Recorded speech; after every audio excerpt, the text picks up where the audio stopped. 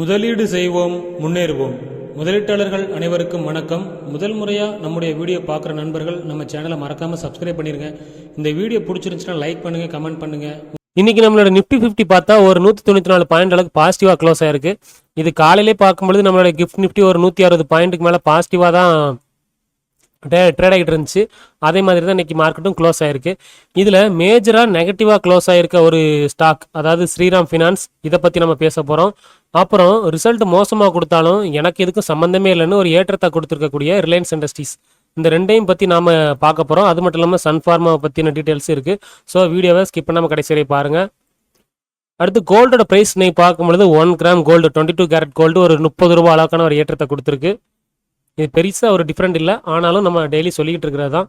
அடுத்து அமெரிக்கனோட ஃபியூச்சர் மார்க்கெட்டை பாருங்கள், ஃப்ளாட்டாக ட்ரேட் ஆகிட்டு இருக்குங்க. தற்சமயம் வரைக்கும் பார்க்கும்பொழுது டோஜன்ஸ் ஒரு 50 பாயிண்ட் நெகட்டிவாக இருக்குது, S&P 500 ஃப்ளாட்டு, அடுத்து நாஸ்டாக் ஒரு 50 பாயிண்ட் பாசிட்டிவாக இருக்குது. ஒரு ஃப்ளாட்டான இதில் தான் ட்ரேட் ஆகிட்டு இருக்கு. அப்புறம் இந்த கமாடிட்டியை பொறுத்த வரைக்கும் குரூட் ஆயில் ரீசெண்ட் டேஸில் ஒரு $108 வரை போச்சு. அப்புறம் அந்த அமைதி பேச்சுவார்த்தை வரும் வராதுன்னு ஒரு போய் தொடர்ந்து இந்த ஜவ்வா இழுத்துக்கிட்டு இருக்க காரணத்தினால இந்த குரூட் ஆயிலோட ப்ரைஸ் மேலே போவோமா கீழே போவோமான்னு முடிவெடுக்க முடியாமல், என்னத்துக்குடா சாமி, நான் $100 பக்கமே சுற்றிக்கிட்டு இருக்கேன், $100 பக்கம், நீங்கள் ஏதாச்சும் ஒரு முடிவெடுத்து வாங்க, அப்புறம் அந்த பக்கமாக நான் போய்க்கிறேன்னு $100 நின்றுக்குச்சு.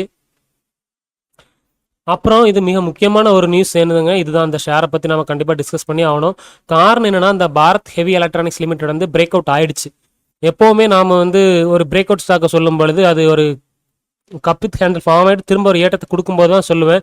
சில நண்பர்கள் வந்து கேட்டிருந்தாங்க, என்னென்னா நீங்கள் அது பிரேக் அவுட் ஆகும்பொழுதே சொல்லுங்கள் ப்ரோ, இல்லைனா கொஞ்சம் மேலே போயிடுச்சுன்னா ரிட்டர்ன்ஸ் கொஞ்சம் கம்மியாக கிடைக்குதுன்னு.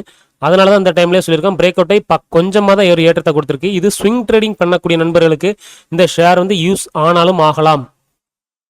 ஆனால் இந்த ஷேர் அப்படியே மேலே போயிருமான்னு கேட்டால் அப்படியெல்லாம் போகாது.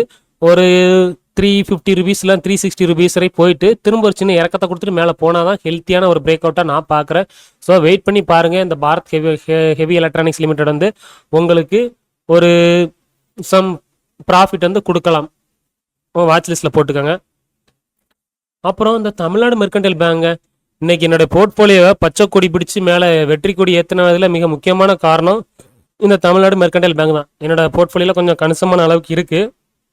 இன்னைக்கு நல்ல ஒரு ஏற்றத்தை கொடுத்துருச்சு. காரணம் என்னென்னு பார்த்தா ரிசல்ட்டு, அவங்களுடைய குவார்டர்லி ரிசல்ட் சூப்பராக கொடுத்துருந்தாங்க. அது மட்டும் இல்லாமல் மிக முக்கியமான ஒரு விஷயம், 12 ரூபா 50 பைசா டிவிடெண்ட் கொடுத்துருக்காங்க. அதாவது எத்தனையோ பேங்க் ஷேர்லாம் இருக்குது, அது இந்த மாதிரி டிவிடெண்ட் கொடுக்குறாங்களான்னு கேட்டால் கிடையாது. ஏன்னா தமிழ்நாடு பேங்கை மெர்கன்டைல் பேங்கை பொறுத்த வரைக்கும் 15 ரூபா கொடுக்குறாங்க. சில நேரங்களில் குவார்டர் 5 ரூபா 20 ரூபா கொடுக்குறாங்க.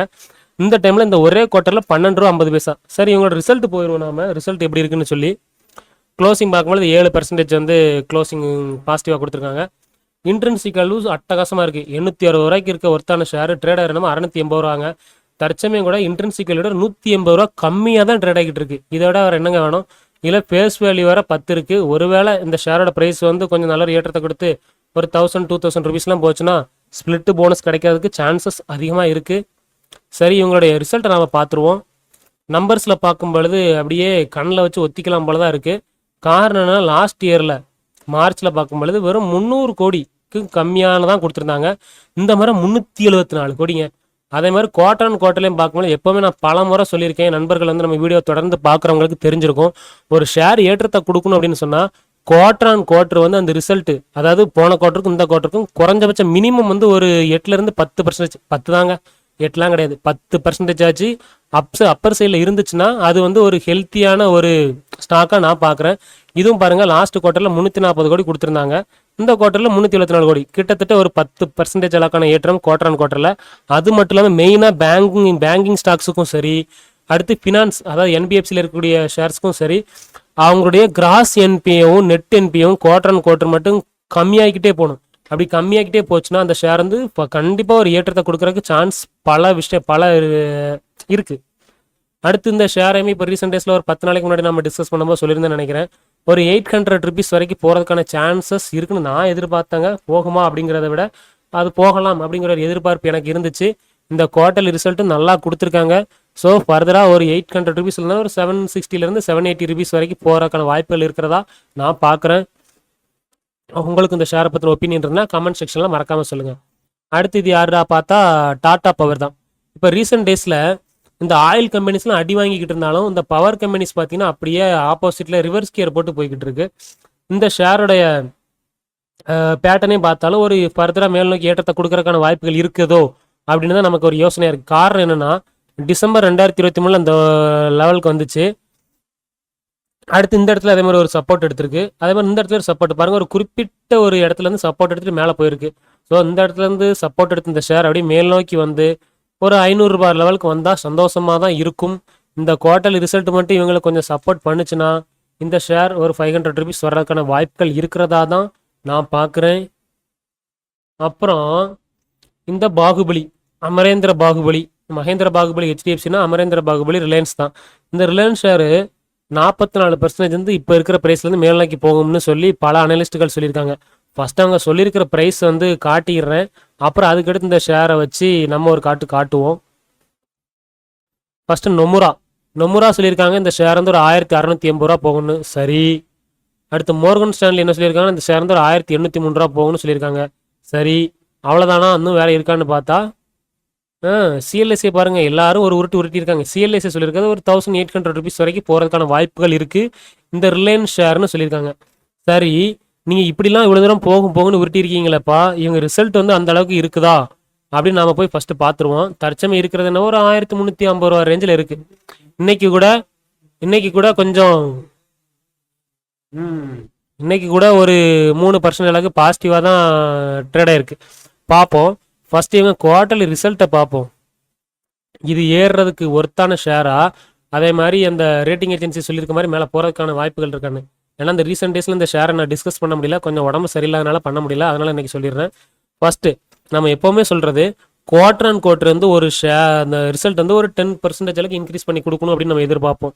இவங்க என்ன பண்ணியிருக்காங்க, டிசம்பரில் 2025 22,300 கோடி கிட்ட கொடுத்தவங்க இந்த குவார்ட்டரில் காலி, அதாவது ப்ராஃபிட் வந்து கம்மியாக இருக்குது. சரி, நீ ப்ராஃபிட் தான்டா கைப்புள்ள கம்மியாக கொடுத்துருக்க, நீ மார்ஜின் என்ன பண்ணி வச்சிருக்கன்னு பார்த்தா மார்ஜினும் 17லேருந்து 15 ஆயிடுச்சு. மார்ஜின் கம்மி, ப்ராஃபிட் கம்மி. அதே மாதிரி லாஸ்ட் குவார்ட்டரில் இபிஎஸ் 13.25 இருந்து 13 ரூபா 78 பைசா இருந்தவன் இந்த முறை 12 ரூபா 50 பைசா ஆகிப்போச்சு. ப்ராஃபிட் கம்மி, மார்ஜின் அடி வாங்கிடுச்சு, இபிஎஸ் கம்மி. அப்புறம் எப்படிடா நீ வந்து 1800 ரூபா போவ 1700 ரூபா போவன்னு உருட்டுறாங்க அப்படின்னு கேட்டால் அதுதாங்க எனக்கும் ஆச்சரியமாக இருக்குது. இந்த ஷேரை ஒருவேளை இருக்கலாமோ அப்படின்னு நமக்கு தோணுது. சரி, எதுவாக இருந்தால் நமக்கு என்ன, இந்த ஷேர் மேலே போகுமான்றதை விட அடுத்த ஒரு ஷேரை பற்றி நான் சொல்கிறேன் பாருங்கள். அதை பார்க்கும் பொழுது உங்களுக்கு இது அப்படியே கொஞ்சம் உல்ட்டாவாக தெரியும். இன்னொரு ஷேர் என்னென்னா இந்த ஸ்ரீராம் ஃபினான்ஸ் தாங்க. ஸ்ரீராம் ஃபினான்ஸ் ஷேர் வந்து இன்றைக்கி வந்து ஒரு 5% வந்து அடித்தாங்க, 5% அடி விழுந்திருக்கு. அப்போ ஒருவேளை குவார்ட்டர்லி ரிசல்ட் சரியில்லையோ அப்படின்னு நம்ம போய் குவார்ட்டர்லி ரிசல்ட்டை போய் தேடி இருக்க போனேன். 5% இடையில ப்ராஃபிட்டு 5% வந்து நெகட்டிவில் ட்ரேட் ஆனாலும் க்ளோஸ் ஆகும்பொழுது ஒரு 3.5%ஓட க்ளோஸிங்லேயே நெகட்டிவில் நின்றுடுச்சு. சரி, ரிசல்ட்டுக்கு வருவோம். என்ன பண்ணி வச்சுருக்குன்னு பார்த்தா ரிசல்ட்டில் லாஸ்ட்டாக டிசம்பர் 2025 2500 கோடி கொடுத்தவங்க அங்கேருந்து குவார்டர் அண்ட் குவார்ட்டரில் 20% இன்க்ரீஸ் பண்ணி கொடுத்துருக்காங்க. இயர் ஆன் இயரில் கிட்டத்தட்ட 45லேருந்து 50% அளவுக்கு இன்க்ரீஸ் பண்ணி கொடுத்துருக்காங்க ப்ராஃபிட்டை. அதே மாதிரி இபிஎஸ் பாருங்கள், எப்போ சூப்பராக இபிஎஸ் ஏறி இருக்குது.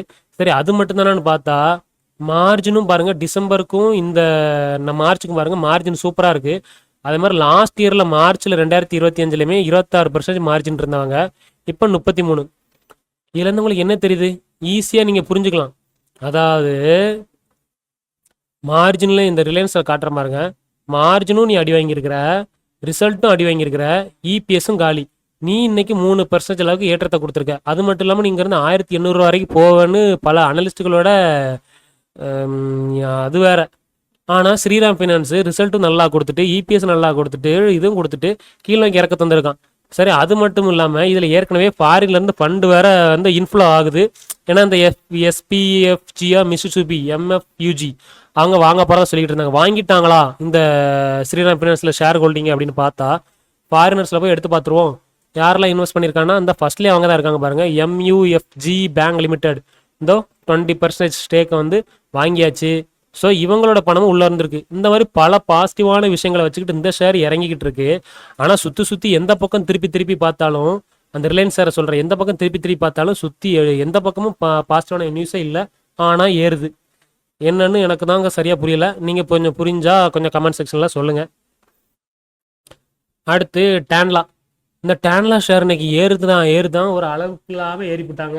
ஒரே நாளில் 20% அப்பர் சர்க்யூட் அடிச்சு போட்டான் பையன். இன்னொன்று தெரிஞ்சுக்கோங்க, இந்த ஷேரை பற்றி அடுத்து ஃபர்தராக நான் சொல்கிறேன். எந்த ஒரு ஷேர் வந்து உங்களுக்கு அப்பர் சர்க்யூட் அடிக்குதோ அதே ஷேர் எப்போ வேணாலும் லோயர் சர்க்யூட் ஆகும். அதே மாதிரி எந்தெந்த ஷேர்லாம் லோயர் சர்க்யூட் ஆகுதோ அந்த ஷேர் எப்போ வேணாலும் அப்பர் சர்க்யூட் ஆகும். கொஞ்சம் தெரிஞ்சு வச்சுக்கோங்க, கொஞ்சம் பேசிக்ஸ்க்காண்டி நான் சொல்கிறேன். சரி, இப்போ வந்துடலாம். டேன்லாவோட பிஇ பார்த்தா சூப்பர் 15 தான் இருக்குது. ஆர்ஓசியும் சரி ஆர்ஓயும் சரி டபுள் டிஜிட்டில் இருக்குது. அதுவும் 15க்கு மேலே இருந்தாலே ரொம்ப சூப்பர். அடுத்து இன்ட்ரென்சிவ் வேல்யூ 700 நல்லா தான் இருக்குது. கடனும் பெருசாக இல்லை. எல்லாமே ஃபண்டமெண்டல்ஸ் ஓகே. அடுத்து ரிசல்ட்டுக்கு வருவோம். இந்த ஷேர் எனக்கு எதுக்குடா 20% அப்பர் சர்க்யூட் அடிச்சேன்னு பார்த்தா, ஷேரை போய் இப்போ ரிசல்ட்டை பார்த்தேன். ஆஹா ஓஹோன்னு அப்படி கொடுத்துருப்பானு பார்த்தா அப்படியெல்லாம் ஒன்றும் இல்லை. குவார்டர் ஆன் குவார்ட்டரில் பார்க்கும்போது வெறும் 3 கோடி தான். இயர் அண்ட் இயரில் பார்க்கும் பொழுது நம்ம எப்போவுமே சொல்கிற மாதிரி ஒரு 10-15% மேலே இயர் அண்ட் இயரில் ஒரு ஏற்றத்தை கொடுத்துருக்கு. ஆனாலும் இந்த ஷேர் வந்து ஒரு 20% ஏற்றத்தை கொடுத்துருக்கு. சொல்ல வர்றது என்னன்னா, ரிசல்ட் நல்லா கொடுத்துருக்காங்க, நல்லா கொடுக்கலாங்கிறலாம் ரெண்டாவது. அதை வந்து ரிலையன்ஸ் ஷேரை பொறுத்த வரைக்கும் என்ன யாரோ மேபி ஒரு உள்ள இன்சைட் ட்ரேடிங் எல்லாம் மேனிப்புலேஷன் இருக்கலாம். ஏன்னா காசு கொடுத்து கூட கூவ சொல்லுவாங்களே சில பேர், அந்த மாதிரியோட கூவ சொல்லியிருப்பாரோ நம்ம மாமா அம்பானி மாமன்னு எனக்கு சந்தேகமாக இருக்குது. இது முழுக்க முழுக்க கற்பனையானதாங்க. யாரோ ரிப்போர்ட்டை போட்டு விட்றாதீங்க. அடுத்து வருண் பிவரேஜஸ் எஃப்எம்சிஜியில் இருக்கக்கூடிய ஒரு நல்ல ஸ்டாக் அப்படின்னு சொல்லலாமான்னு கேட்டால் ஓகே, ஓரளவு பரவாயில்லாமல் ஸ்டாக் தான். இன்றைக்கி இந்த ஷேருமே ஒரு நல்ல ஒரு ஏற்றத்தை கொடுத்துருக்கு, ஒரு 6%. காரணம்னா ரிசல்ட் தான், வேற என்ன. லாஸ்ட் குவார்ட்டருக்கும் இந்த குவார்ட்டருக்கு ரிசல்ட்டை பாருங்கள். எப்பா ஏற்றிருக்கானுங்க ஒரே ஏற்றி மேலே தூக்கி விட்டானுங்க. ரிசல்ட்டில் 260 கோடி ப்ராஃபிட் எங்கே, 880 கோடி ப்ராஃபிட் எங்கங்க. சூப்பராக ரிசல்ட் இருக்குது. மார்ஜின் நல்லா இருக்குது. இயர் ஆன் இயர்லையும் ரிசல்ட்டு சூப்பராக இருக்குது. அப்புறம் என்ன, ஏற்றி அழகு பார்க்க வேண்டியதானே இந்த ஷேரை. அதனால தான் இந்த ஷேரையும் ஒரு 6% அளவுக்கு கிட்டத்தட்ட ஒரு ஏற்றி அழகு பார்த்துருக்காங்க. தொடர்ந்து இந்த ஷேரோட சார்ட்டை காட்டுறேன். ஏறுமா அப்படின்னு கேட்டால் வாய்ப்பு இருக்குது. ஏன்னா ரிசல்ட் சரியில்லாமல் தான் இந்த ஜூலை 2024 ரிசல்ட் சரியில்லாமல் அப்படியே இறங்கிட்டே இருந்தது. அப்போ இப்போ ரிசல்ட் நல்லா இந்த குவார்ட்டர்லேயே கொடுத்துருக்காங்களா, அப்போ திரும்ப ஏறத்தானே செய்யணும். அதே மாதிரி இந்த ஷேர் வந்து ஏற ஆரம்பிச்சிருக்குது. ஆல் டைம் ஹைலேருந்து கிட்டத்தட்ட ஒரு 45% அளவுக்கு இறக்கத்தை கொடுத்த இந்த ஷேரு அங்கேருந்து இப்போ திரும்ப கொஞ்சம் தான் ரிவர்சல் கொடுத்து மேலே போயிருக்கு. அது மட்டும் இல்லை 200 days மூவிங் ஆவரேஜையும் தாண்டி ஸ்ட்ராங்காகவே க்ளோசிங் வச்சிருக்கு. ரிசல்ட்டும் நல்லாயிருக்கு. ஸோ ஃபர்தராக அந்த வருண் பிவரேஜஸ் மேலே போச்சுன்னா சந்தோஷம்தான். ஆனால் இதே மாதிரி ஐடிசியோட ரிசல்ட் இருக்குன்னு நீங்கள் எதிர்பார்க்காதீங்க. நானும் எதிர்பார்க்கல. பார்ப்போம். ஐடிசியோட ரிசல்ட் வந்து கண்ணு கட்டின தூரம் வரைக்கும் இன்னும் டேட் என்னன்னு கூட தெரியல. தெரிஞ்ச நண்பர்கள் கமெண்ட் செக்ஷனில் சொல்லுங்கள். மற்றவங்களுக்கு அது யூஸ்ஃபுல்லாக இருக்கும். அடுத்து இன்னைக்கு இந்த சன்ஃபார்மா ஷேருங்க. சன்ஃபார்மா ஷேர் இன்னைக்கு ஒரே தூக்கிட்டாங்க. தொடர்ந்து பல நாட்களை இறக்கத்தை கொடுத்துட்டே இருந்துச்சு. இன்னைக்கு அதுக்கெல்லாம் சேர்த்து வச்சு ஒரே நல்ல ஒரு ஏற்றத்தை கொடுத்துருச்சு. காரணம் என்னன்னா, அவங்களோட எம்டி கீர்த்தி கனோர்கர் என்ன சொல்லியிருக்காருன்னா, இப்போ ரீசெண்ட் டேஸில் நம்மளுடைய சேனல்லே இந்த நியூஸை பற்றி நான் சொல்லியிருந்தேன். சன்ஃபார்மா என்ன பண்ணுறாங்கன்னா, அமெரிக்காவில் இருக்கக்கூடிய ஆர்கனான்ஸ் குளோபல் அப்படின்ற ஒரு கம்பெனி வந்து அந்த மெடிக்கல் அதாங்க மருந்து தயாரிக்கக்கூடிய கம்பெனி வந்து ஃபுல்லாக அக்யூர் பண்ணுறாங்க. கிட்டத்தட்ட $9 பில்லியன் அளவுக்கான பணம் கொடுத்து, அதாவது ஒரு 1 லட்சம் கோடி அளவுக்கான பணத்தை கொடுத்து. இதனால இதுக்கு என்ன பாஸ், ஏன்னா அந்த நியூஸ் வந்த டைமோட பெருசு அந்த ஷேர் ஏறல. ஆனால் இன்னைக்கு இந்த ஷேர் ஏறி இருக்குன்னு கேட்டால் சொல்கிறேன். எங்களுடைய எம்டி என்ன சொல்லியிருக்காருன்னா, அந்த அமெரிக்கன் கம்பெனியை வாங்கின ஒரு காரணத்தினால எங்களால் ஒரு 140 நாடுகளுக்கு எங்களுடைய மருந்து பொருட்களை வந்து விற்பனை பண்ண முடியும்னு சொல்லியிருக்காங்க. காரணம் என்னன்னா, அமெரிக்கன் கம்பெனிஸ் நிறைய ஃபாரின்ல வந்து அவங்களுடைய கிளைகள் பிரான்ச் வச்சுருப்பாங்க. இந்த கம்பெனி நாங்கள் அக்யூர் பண்ணுறது மூலமாக மேற்கொண்டு 140 நாடுகளில் எங்களுடைய பொருட்கள் வந்து சேல்ஸ் பண்ணுவோன்னு இருக்காங்க. இந்த ஒரு காரணத்தினால இந்த ஷேர் ஏறி இருக்குது மெயினாக. அது மட்டும் இல்லாமல் இதில் ஒரே ஒரு சின்ன நெகட்டிவான ஒரு விஷயம் என்னென்னா, இந்த 1 லட்சம் கோடி அளவுக்கான பணத்தை இவங்க சன்ஃபார்மை எப்படி வந்து ரைஸ் பண்ண போகிறாங்க அப்படிங்கிறது தான் பெரிய விஷயமா இருக்குது. மேக்ஸிமம் பாண்டு மூலமாக ரைஸ் பண்ணலாம், இல்லைனா QAP போடலாம், இல்லைனா கடன் வாங்கலாம். எது பண்ணாலும் அது வந்து அவங்களுடைய பேலன்ஸ் ஷீட்டில் கொஞ்சம் அடி விழும். அது ஷார்ட் டேர்மில் தான். அவங்க ப்ராஃபிட் நிறைய எடுக்க அந்த கடன்லாம் குறைச்சிருவாங்க. ஏன்னா எல்லா கம்பெனி இவங்க சன்ஃபார்மா மட்டுமாங்க கடன் வாங்குறாங்க. இந்த NBFC பிஸ்னஸ் பண்ணக்கூடிய எல்லா கம்பெனிஸுமே முழுக்க கடன் வாங்கி தான் கம்பெனி ரன் பண்ணுறாங்க. அந்த ஷேர்லாம் ஏற்றத்தை கொடுக்காம இருக்குது. ஸோ அந்த ஒரு காரணத்தினால தான் இவங்க கடன் வாங்கினாலும் அந்த விஷயத்தெல்லாம் நெகட்டிவாக அந்த விஷயத்தெல்லாம் தூர தள்ளிட்டு பாசிட்டிவான விஷயத்தை மட்டும் எடுத்துகிட்டு இந்த ஷேர் வந்து ஏற்றத்தை கொடுத்துருக்கு. எவ்வளோ தூரத்துக்கு இன்றைக்கி ஏறி இருக்குது அப்படின்னு பார்க்கலாம். ஒரு 6.25% அளவுக்கான ஏற்றத்தை கொடுத்துருக்கு. ஒரே நாள் 110 ரூபா. எப்போவுமே பலமுறை நம்ம ஷேர் மார்க்கெட்டில் சொல்கிறதாங்க, அந்த எத்தனை ரூபா ஏறி இருக்குன்னு அந்த அளவை பார்க்காதீங்க, பெர்சன்டேஜை மட்டும் பாருங்கள். இதெல்லாம் FTயில் போட்டிருந்தா ஒரு வருஷத்தில் நமக்கு கிடைக்க வேண்டிய ரிட்டனுங்க 6.25%ன்றது ஒரே நாளில் கிடச்சிருச்சு. அதுதான் ஸ்டாக் மார்க்கெட்டோட பியூட்டி. அப்புறம் இந்த வீடியோ கண்டிப்பாக உங்களுக்கு பயனுள்ளதாக இருந்திருக்கும் தான் நான் நம்புகிறேன். வீடியோ பிடிச்சிருந்துச்சுன்னா நம்ம சேனலை மறக்காமல் சப்ஸ்கிரைப் பண்ணிடுங்க. வீடியோவை லைக் பண்ணுங்கள், கமெண்ட் பண்ணுங்கள், உங்கள் நண்பர்களுக்கு ஷேர் பண்ணுங்கள். மீண்டும் ஒரு வீடியோவில் சந்திப்போம். தொடர்ந்து முதலீடு செய்வோம். நிச்சயமாக நாம் முன்னேறுவோம்.